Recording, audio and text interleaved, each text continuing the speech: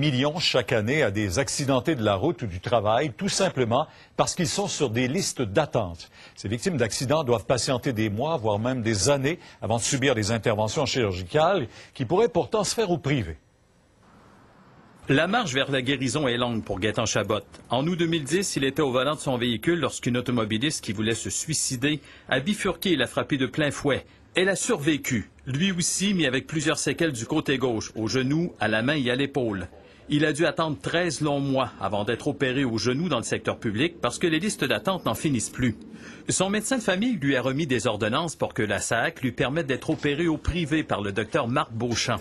La SAAQ a refusé. Elle m'a dit que c'est dans nos livres, c'est le même que les autres marchent. Si le patient décide d'avoir sa chirurgie, une semaine ou deux, on peut l'organiser. L'intervention aurait coûté entre 6 et 10 000 $, beaucoup moins que les 23 000 $ qu'il a reçus en indemnisation en un an. Mais là, l'épaule, quand est-ce qu'elle va être opérée? Après que mon genou puis ma main va être réglés.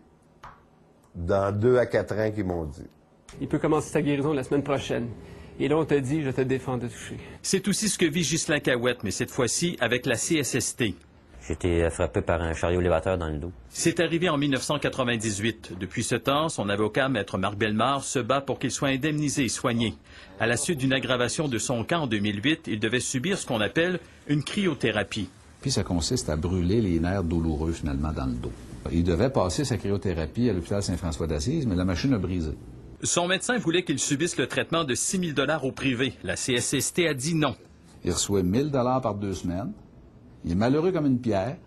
Il perd les plus belles années de sa vie parce que la CSST refuse de mettre 6 000 $ dans les poches d'une clinique privée. Ce rapport préparé par la firme Secor et remis l'an dernier au comité de gouvernance de la CSST démontre que traiter plus rapidement les travailleurs accidentés ferait économiser plus de 90 millions de $ par année. Pendant ce temps-là, on apprend que le quart des patients de la clinique du Dr Beauchamp sont des travailleurs accidentés de l'Ontario où il n'y a pas d'orthopédiste privé. Croyez-le ou non, la CSST de cette province paie tous les frais afin qu'ils soient soignés à Montréal. On nous envoie le mandat, s'il vous plaît, traitez notre client, traitez notre assuré pour qu'il guérisse le plus vite possible. Ça, cette chose-là, on ne la voit jamais au Québec. Ils veulent se débarrasser de nous autres, sauf qu'ils ne veulent pas payer quand c'est le temps de nous faire soigner.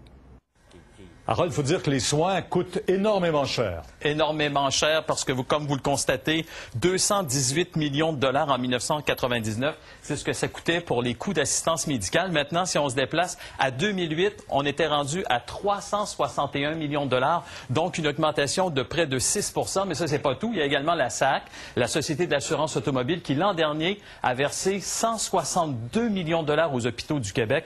Donc, il y en a plusieurs qui croient qu'on pourrait faire des économies. Merci, Harold. Une autre mort atroce dans une résidence privée pour aînés en